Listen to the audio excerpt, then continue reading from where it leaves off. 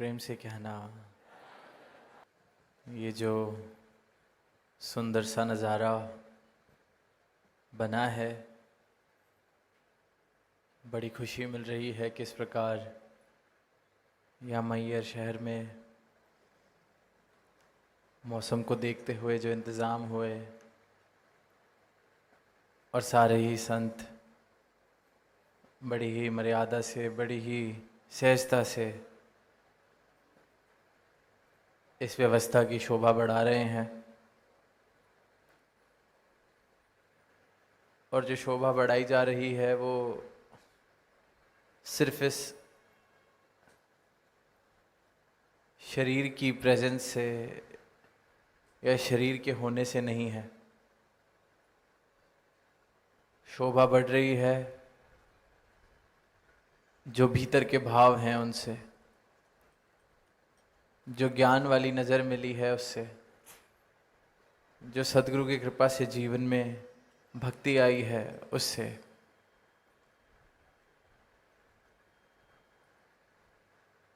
परमात्मा का नाम ले लेना, कहीं किसी जगह पर जाके उसको ढूंढ लेना, कोई माला फेर लेना, कोई और कर्म कर लेना, कोई तप त्याग कर लेना, इसे भक्ति नहीं कहा गया। भक्ति की शुरुआत तब बताई है जब इस प्रभु की, इस दातार की, इस परमात्मा की जानकारी प्राप्त हो, इसके दर्शन मुझे मिले। शुरुआत ही भक्ति की उसके बाद मुमकिन है। उससे पहले हमें लग सकता है कि हम भक्ति कर रहे हैं, उससे पहले हमें लग सकता है कि हम धर्म के मार्ग पर हैं, पर अगर सही मायनों में देखें तो जब तक जीवन में ये भक्ति सही मायनों में नहीं आ जाती तब तक ये भक्ति प्रेमा भक्ति का रूप नहीं ले सकती, इसमें प्रेम नहीं आ सकता।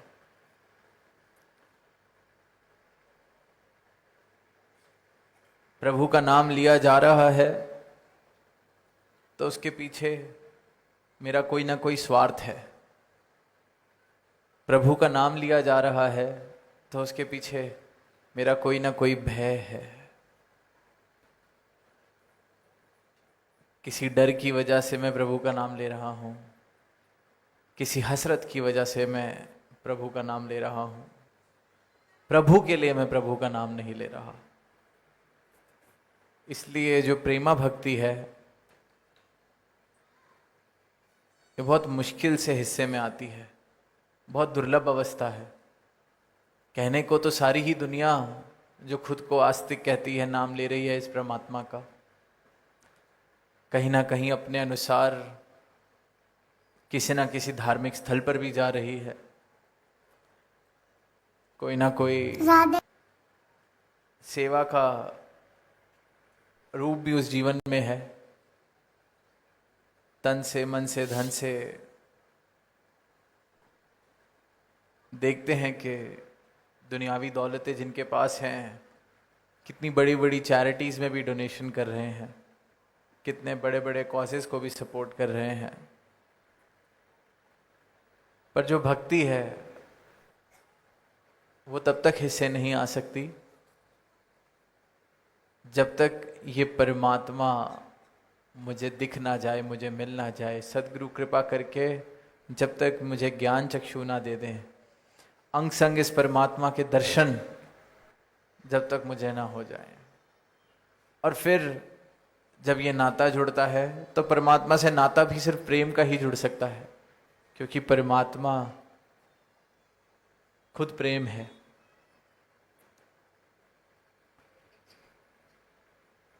जिन प्रेम कियो तिन्हीं प्रभ पायो। तो ये प्रीत का रिश्ता है, स्वार्थ का नहीं, भय का नहीं, किसी मांग का नहीं। लेकिन अक्सर दुनिया में देखते हैं कि परमात्मा के साथ रिश्ता सिर्फ और सिर्फ ज़रूरत का है। वो जो पंक्तियां बचपन से सुनते आ रहे हैं कि दुख में सिमरन सब करें, सुख में करे ना कोई। दुख है तो परमात्मा की याद है, दुख का डर है तो परमात्मा की याद है। कोई नया काम शुरू करने लगे हैं तो काम अच्छा चल जाए तो परमात्मा की याद है कि काश मेरा काम जो मैं खोल रहा हूँ अच्छे से चल जाए, प्रभु कृपा करना। और काम अच्छा चल जाए तो प्रभु भी याद दिलाने आ जाएं कि ये किसकी कृपा से मिला है, तो फुर्सत नहीं। कोई कह दे आओ प्रभु के दर्शन करें, तो वो कहें अभी तो दुकान का टाइम है, प्रभु के दर्शन करने का टाइम किसके पास है। और वहीं कहीं फिर मंदा आ जाए, सेल थोड़ी कम हो जाए, तो प्रभु कृपा करना, आप ही ने दी है, आप ही ने संभालनी है। ये दुकान हमारी क्या इसमें लियाकत, हमारी क्या क्षमता, ये तो आप ही की है, आप ही संभालेंगे। ये रिश्ता है मेरा प्रभु के साथ, ये रिश्ता है मेरा अपने ईष्ट के साथ। तो वो शायर की पंक्तियां भी के हैरत है तुम्हें देख के मस्जिद में है खुमार, क्या बात हो गई जो खुदा याद आ गया। इंसान की हालत ऐसी है कि शायर कह रहा है कि ये पंक्तियां सटीक बैठती हैं कि किसी को मस्जिद में देखा तो हैरत हो रही है कि ऐसी क्या बात हो गई जो खुदा याद आ गया। कल तक तो दुकान बहुत अच्छी चल रही थी, खुदा की तो कोई ज़रूरत लग नहीं रही थी, ज़रूर कुछ ना कुछ नुकसान हुआ है, या अब कोई और दुकान करनी है वो भी चल जाए, इसलिए परमात्मा के पास ज़रा सजदा करने, माथा टेकने आ गए हैं। लेकिन इस भक्ति को प्रेमा भक्ति नहीं कहा गया है, ये तो सौदेबाजी है। हम आपस में भी देखते हैं, कोई रिश्तेदार, कोई मित्र अगर सिर्फ जब उसकी कोई ज़रूरत होती है तब हमें याद करता है, तो हम हर बार यही बात कहते हैं कि इसको सिर्फ जब काम होता है तभी याद करता है, वरना ये दोस्त थोड़ी है। फोन बजते ही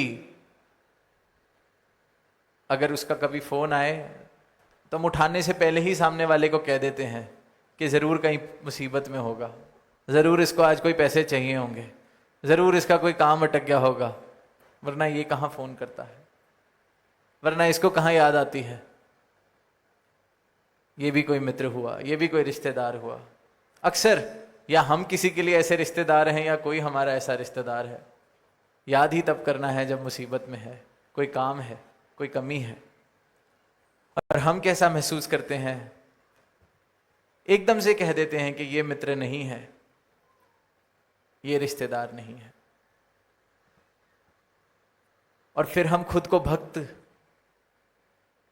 कहलाते हैं। लेकिन परमात्मा को याद जब जरूरत है तब, जब मुसीबत है तब। तो ऐसी पुकार से पहले परमात्मा भी कह देता है ये भक्त नहीं है, ये कोई मजबूर है, ये कोई डरा हुआ इंसान है, ये भक्त नहीं है, वैसे ही याद कर रहा है, ये मेरा प्रेमी नहीं है। क्योंकि प्रेमा भक्ति किसी कारण की मोहताज नहीं होती। प्रेमा भक्ति जिस जिस संत को मिली है उसने फिर अकारण ही प्रेम किया है, क्योंकि प्रेम अकारण ही होता है। जो कारण से किया जाए वो प्रेम नहीं, वो सौदा है। और फिर भक्तों ने तो समर्पण करके सिर्फ और सिर्फ प्रेम, इस प्रकार का प्रेम कि अब आपकी रजा में ही हम राजी रह सकें, ऐसी कृपा करना। प्रार्थना भी अगर भक्तों ने की तो परमात्मा से यही अरदास मांगी कि बस आपकी रजा में राजी रह सकें, ये तोड़ निभ जाए, ये भक्ति निभ जाए, ये जो समर्पित भाव है, ये जो प्रेम है, इसकी आप लाज रखना, भाड़े में रह सके। और फिर जो ऐसा जीवन होता है जो भाड़े में रह रहा है, प्रभु की रजा में राजी है, वो आनंदित है। दुकान चल गई, 1 की 10 हो गई तो भी आनंद में है, 10 की 5 हो गई तो भी आनंद में है, क्योंकि उसको पता है ये तो संसार की व्यवस्था चलाने के लिए मुझे मौके मिले हैं, अवसर मिले हैं। बिल्कुल 1 की 10 दुकानें की जाएं, 10 की 100 की जाएं, पर प्रभु से रिश्ता इस बात पर न टिका हो कि मेरी दुकान ठीक चल रही है कि नहीं। प्रभु की याद इस बात से ना हो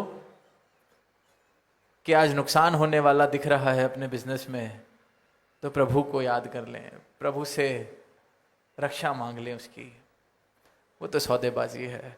भक्ति का आनंद प्रेमा भक्ति से है, और वो आनंद ऐसा है कि जीवन में जब आ जाता है तो फिर जीवन के हर पहलू में उस आनंद की महक, इस प्रेमा भक्ति की महक फैल जाती है। फिर मेरे जो रिश्ते हैं, मेरे जो मित्र हैं, वहां भी मैं अकारण ही उनको प्रेम दे रहा हूं। वहां भी मुझे उनसे कोई ये उम्मीद नहीं है कि पहले मेरा सत्कार करेंगे तो मैं इनका सत्कार करूंगा। फिर सत्कार करना, प्रेम करना, माफ कर देना, ये मेरे जीवन की सहज अवस्था बन जाती हैं। ये मानवीय गुण सहज में ही मेरे पास आ जाते हैं, क्योंकि इन गुणों के मालिक से मेरा प्रेम का नाता जुड़ गया है। ऐसा प्रेम जो किसी परिस्थिति का मोहताज नहीं, और ऐसा प्रेम बहुत ही अनुकंपा से जीवन में आता है। गुरु की, सदगुरु की अनुकंपा, सदगुरु की कृपा जिस जिस जीवन में आई है। वरना तो प्रभु का नाम ले लें, निरंतर सत्संग कर लें, पर रिश्ता अगर यही सौदेबाजी वाला है तो फिर जैसी जैसी परिस्थितियां होंगी, अगर मेरे मुताबिक हैं तो फिर मैं अनुकूल परिस्थितियों के मुताबिक अपने चल रहा हूँ तो वाह वाह है, खुशियाँ हैं। जहाँ कुछ ऐसा हुआ जो मेरे मुताबिक नहीं है तो वहाँ शिकवे हैं, शिकायतें हैं। वहाँ परमात्मा को नकार भी दिया जाता है। परमात्मा होता तो ऐसे थोड़ी होता। तो वो जो बात है कि भक्ति नाम समर्पण का, लब पर अपने गिले शिकवे को ना लाना ही भक्ति है। शुक्र किए जा तू मालिक का, शुक्राना ही भक्ति है। शुक्राना आ ही तब सकता है जब प्रेम हो। परिस्थितियां देखेंगे तो इंसान की हालत तो ऐसी है, जितना मिल जाए उतना कम है, जो मिल जाए तो फिर उसके बाद कोई और एक मांग है। तो अगर इस हिसाब से चलेंगे तो कभी शुक्राने का कारण दिखेगा ही नहीं, क्योंकि आज 10 चीजें मिल गई तो 11वीं पे नजर तो पहले ही है। शुक्राना तो जीवन में आ ही नहीं सकता। आया तो वो बस फॉर्मेलिटी वाला कि चलो ये 10 चीजें मिली हैं, इनका शुक्राना इसलिए कर दिया जाए कि 11वीं भी चाहिए। लेकिन भक्त का शुक्राना कि प्रभु मुझे आप मिल गए, आप मेरे जीवन में आ गए, मुझे मेरी पहचान हो गई, अब मैं आपकी रजा में राजी रह सकूं। मुझे ऐसा आनंद आपने बख्शा है जो परिस्थितियों का मोहताज नहीं, इसलिए शुक्राना, इसे भक्ति कहा गया है। और भक्तों का शुक्राना किसी कारण के लिए नहीं, भक्त के जीवन में सिर्फ शुक्राना है, शिकवा नहीं। शिकवे में यही कोई ऐसी परिस्थितियां आ जाए तो शिकवे की जगह यही अरदास कि कृपा करना कि शिकवा ना आए। ये जो प्रेम का नाता बना है और मजबूत होता चला जाए। तो अब हमने देखना है हम किस श्रेणी में हैं। प्रभु का नाम ले रहे हैं, पहली तो ये कि बिना जाने ही नाम लिया जा रहा है। अगर तो इस श्रेणी में है तो अवसर है, ये मानव तन मिला है तो ये अवसर है कि इस प्रभु के दर्शन कर लिए जाएं, इसको देख लिया जाए, जान लिया जाए, फिर भक्ति की शुरुआत हो। और फिर भक्ति अगर कर रहे हैं तो नाम की भक्ति कर रहे हैं या सही मायनों में भक्ति कर रहे हैं। प्रेमा भक्ति है या सौदेबाजी वाला रिश्ता है।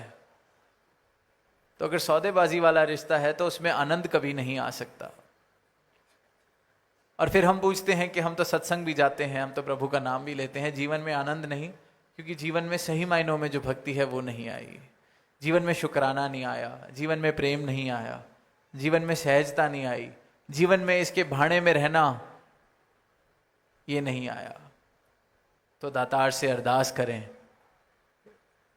कि ऐसी भक्ति, ऐसी अवस्था कि तेरा भाड़ा मीठा लगे।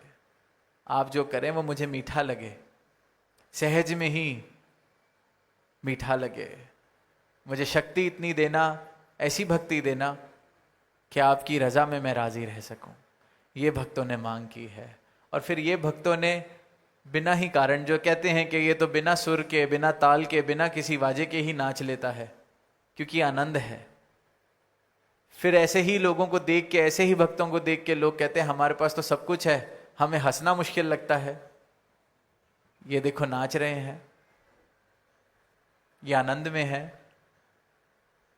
2 रोटी मिल रही है फिर भी आनंद में है, झोपड़ी में रह रहे हैं फिर भी आनंद में है, महल में रह रहे हैं फिर भी आनंद में है, क्योंकि आनंद झोपड़ी महल 2 रोटी 10 रोटी पे टिका नहीं हुआ। ये जो प्रभु के प्रेम का आनंद है, ये इन सब के पार। जब इस आत्मा को परमात्मा मिल गया, अपनी पहचान हो गई, तो ये आत्मा जो खुद को जड़ समझ रही थी, शरीर समझ रही थी, उसको पता चल गया वो तो ये इस 3 लोक के मालिक, इस सृजनहार का ही अंश है, सच्चिदानंद का अंश है, तो आनंद तो जीवन में आना ही है।